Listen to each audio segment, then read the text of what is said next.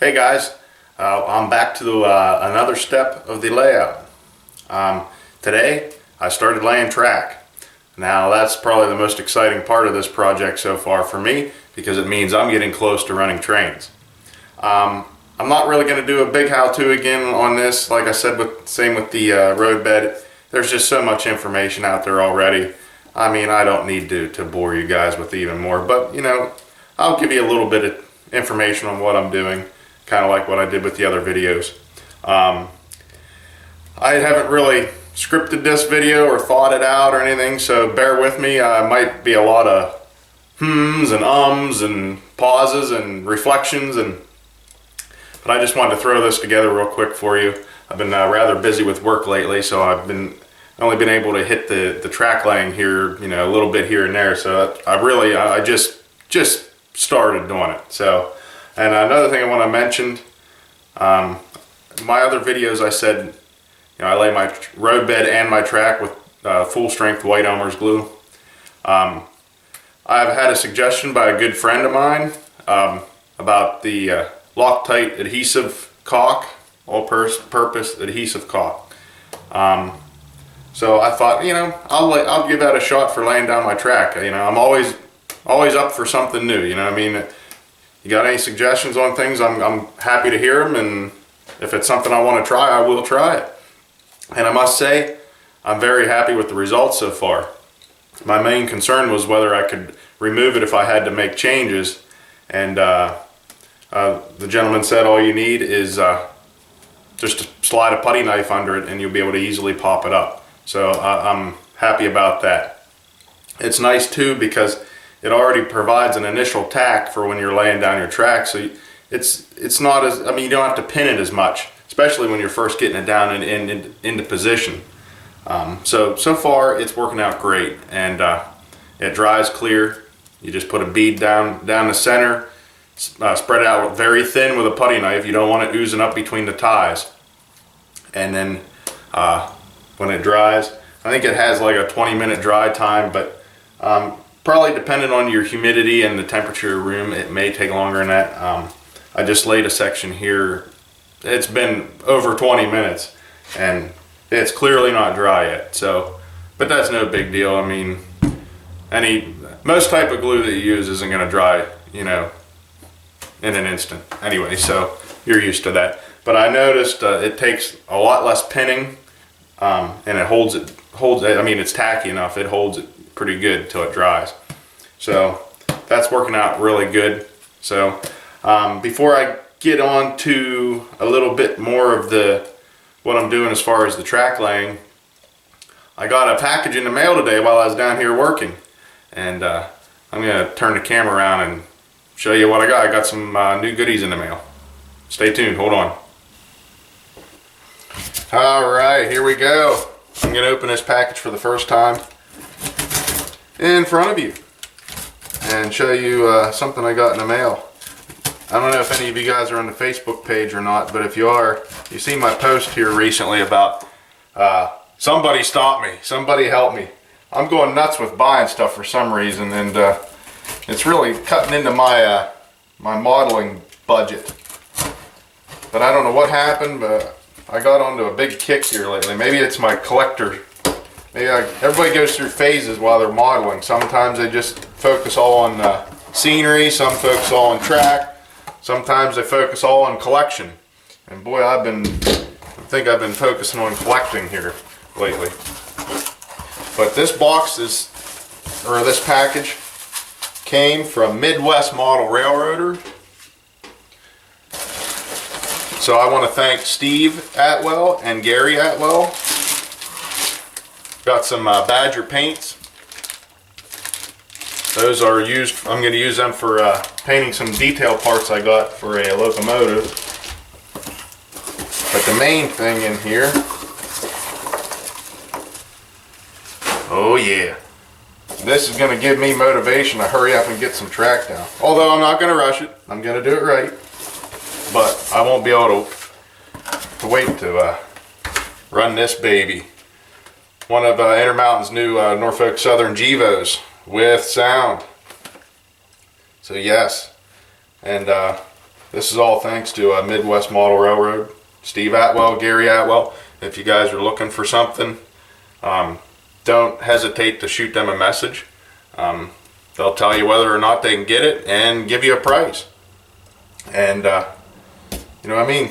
So I'm not going to waste your time with unboxing this yet, because I don't really have any place to run it yet. So, but wow, I'm pretty stoked about this. I can't wait to be running this on the track. So with that being said, let me get on the other side of the camera again, and we'll get on with the track laying.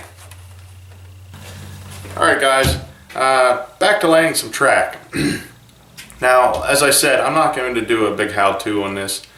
There's as many ways out there to lay track as there is recipes for apple pie. So my suggestion is do some research, read some books, get on the internet, use the Google machine, and decide which method that you feel will work better for you.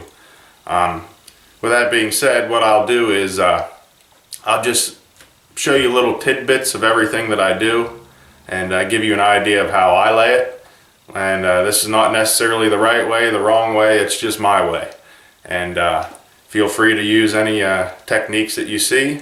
Maybe you'll see something different, I don't know. Probably not, because like I said, it's already been done to death. You know, there's so much information out there about it.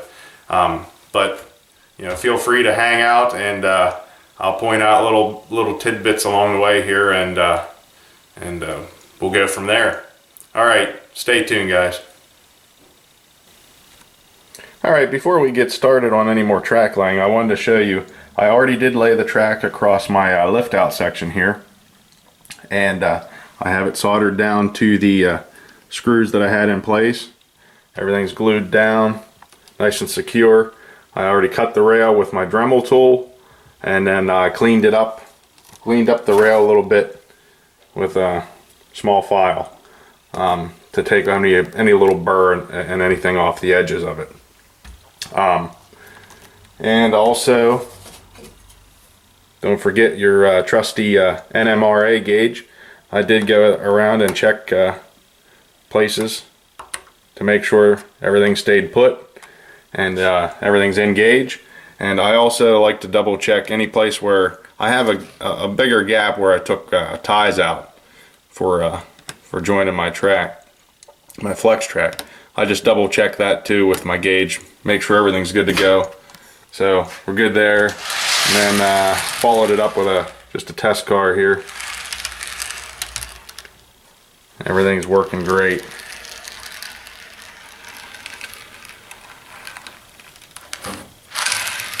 No problem. Now let's hope it stays that way. Alright, on to the next step. Alright, another thing you need to decide is which brand of flex track and code of flex track you want to use. Since I'm modeling HO scale, you have a number of different choices and brands between code 100, code 83, code 70, and so on and so on. I've decided to use code 83, and I'm going to use code 83 for the entire layout. Now, what I have here are two different brands.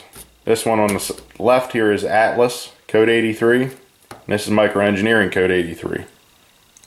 And what I've decided to do on my layout is I've decided to use the Atlas for the main line and Micro Engineering for sidings and yard track. Now, I know they're both code 83, but if you look at them close, the Micro Engineering is slightly has a smaller appearance. Now, it's the same height. The rail height is the same. It's 83 thousandths, but the rail is narrower than the Atlas, and the ties are also thinner and a little bit smaller. It actually has a more realistic appearance, in my opinion. But to break it up a little bit, I've decided I didn't want to go code 70 for the sidings and such like that. I just wanted to stick with all code 83. And plus all my turnouts are code 83, or Micro Engineering, Micro Engineering. So I will stick with microengineering track for as much of it as I can. I do like the idea of using the Atlas for the main line. You know, you got Pico, you got Walther, Shinohara, you got all sorts of brands out there. Do some research and decide what's best for you. The Atlas, this is super flexible. This is more stiff. Once you bend it into shape, it will retain its position. The microengineering is more stiff and retains its shape. Atlas springs back to straight. So decide what you want to do, and I'll give you a pointer, a little bit of money-saving tip here. If you're going to use microengineering code 83, get the Atlas N scale code 80 rail joiners. They're a perfect match, and they're a fraction of the cost of microengineering rail joiners. Atlas rail joiners don't fit it as good because the microengineering rail is slightly narrower. But anyways, moving along. Something else to take note of, most flex track, I know Atlas for sure, has one rail that moves, that slides, that's always loose. You want that on the inside of your curve. As you can see, flexes like that, and you will use your rail cutters and cut the excess off. Or some people like to use staggered joints. That's another option too. But always make sure you have the rail that moves, that slides, on the inside of your curve. Alright guys, another thing I like to do is whenever I'm laying my flex track around a curve, I like to solder a couple of the sections of flex track together before I start. That makes things a lot easier and helps avoid any type of kinks at the rail joiner area. Alright, here we have our two pieces of flex track. What we need to do, we need to trim a couple of these ties off at the very end so we have room for our rail joiner. And what I do, I just take my regular rail snippers and just be careful not to hit the rail, but go ahead and just clip some of them off.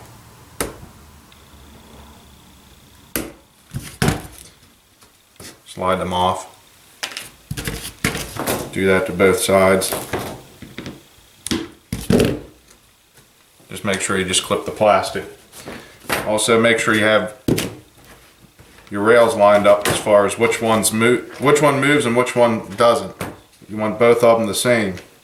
You want to match them both up the same way. Make sure there's no extra flashing or a burr on your rail. And I prefer to use brand new rail joiners every time. It's not as important if you're soldering them, but me personally, I like to only use my rail joiners one time. They're cheap enough that you can buy more. That's just me. I want to make sure I have a nice tight connection. There we go. Got the rail joiners on. If you can't do it with your fingers, you can use some needle nose pliers to slide them on. Just be careful not to over distort your rail joiner. Okay, there we got that on. Now the next step, I'm going to solder them rail joiners. Alright, as we get set to solder this rail joint, I'd like to let you know I only try to solder my rails that are on a curve. The straight track doesn't necessarily need soldered, mainly because you need to leave slight gaps in your unsoldered joints here and there to allow for rail expansion, depending on the temperature changes of your room. That will help you avoid warping and buckling of your track. So I try to only solder on a curved section of track. I mean, you can do it on your straight sections too. Just remember to leave some expansion joints here and there.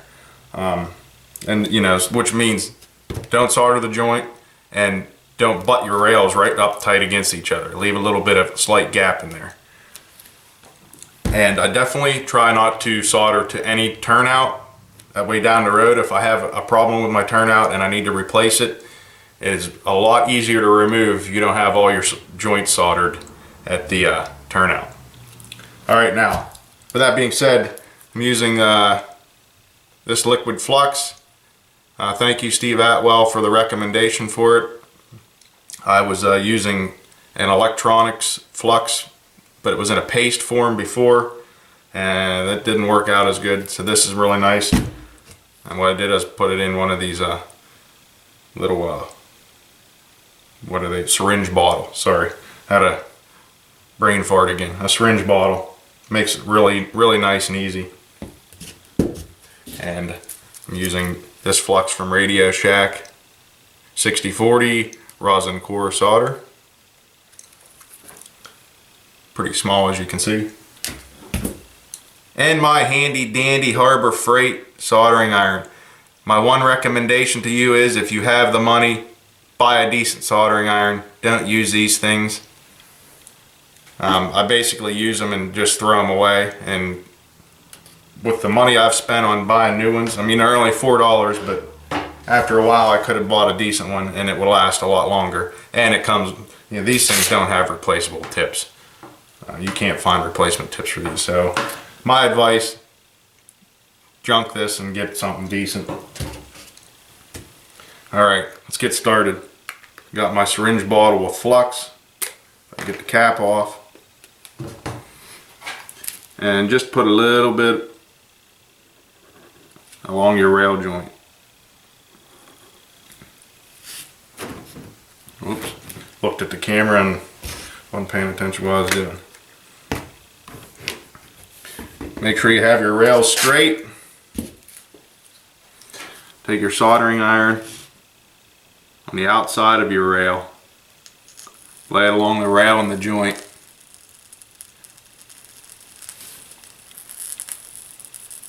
Heat it up.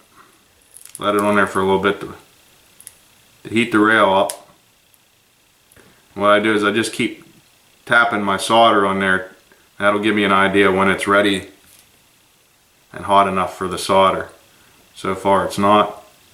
Also, be careful not to melt your ties that are closest to the joint. That can happen. So just be careful what you're doing.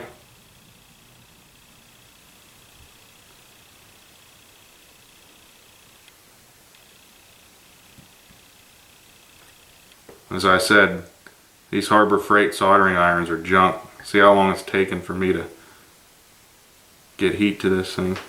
Alright, now we got it. Keep it on there.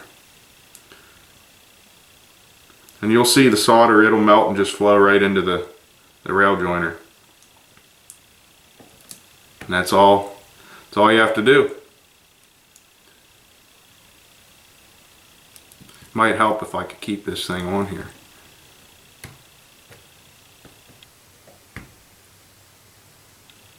There we go. It was my own fault. I was sliding off. Alright, that's one.